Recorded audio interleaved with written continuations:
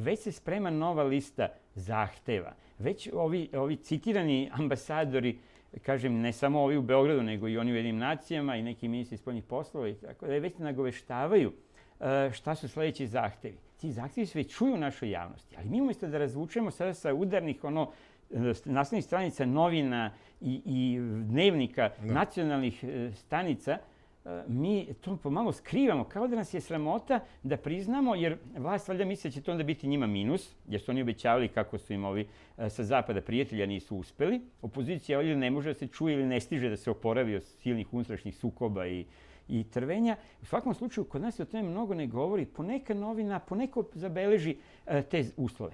Već se pominje, i sve to je druga vaša tema ili naša tema, kosovska priča. Već se kaže u pola glasa, više nije ni u pola glasa, već prođe takva izjava, i to ne slučajno u diplomatskim stvarima, poslovima, odnosima, malo šta se slučajno dešava. Ma da, nema ništa slučajno. Kažu, šta je sa EULEX-om? Znači, na mala vrata se uvodi EULEX. Traži se da Srbija prihvati EULEX, to je misija Evropske unije.